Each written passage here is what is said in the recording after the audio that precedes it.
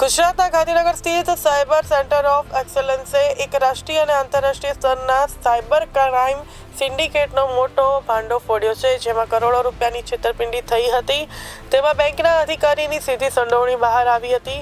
Dubai Chinese cyber gang દ્વારા દેશભરમાં વિવિધ રાજ્યોમાં કરવામાં આવેલી રૂપિયા 719 કરોડથી વધુની સાયબર ઠગાઈનો પર્દાફાશ થયો હતો. સાયબર સેન્ટર ઓફ એક્સલન્સ ગાંધીનગરની ટીમે ઇન્ડસઇન્ડ બેંકને ભાવનગર બ્રાન્ચ પર દરોડા પાડી આ કૌભાંડનો પર્દાફાશ કર્યો હતો. આ કેસમાં બેંકની જ એક બ્રાન્ચમાંથી 110 મ્યુલ એકાઉન્ટ ખોલાયા હોવાનું બહાર આવ્યું હતું. તેમાંથી 87 એકાઉન્ટ સીધા 147 સાયબર ફ્રોડ કેસો સાથે જોડાયેલા હતા.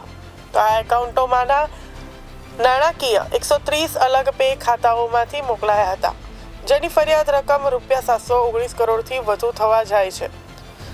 કૌભાંડમાં 30થી વધુ ક્રિપ્ટો વોલેટનો ઉપયોગ પણ થયો હતો. તો સાયબર સેલે આ મામલે બેંકના બ્રાન્ચ મેનેજર ભૂમિકા જગદીશભાઈ લશ્કરી સહિત કુલ 4 આરોપીઓને પકડી પાડ્યા હતા. તો ભૂમિકા લશ્કરી પર મ્યુઅલ એકાઉન્ટ ખોલવામાં સીધી મદદ કરવાનો આરોપ હતો.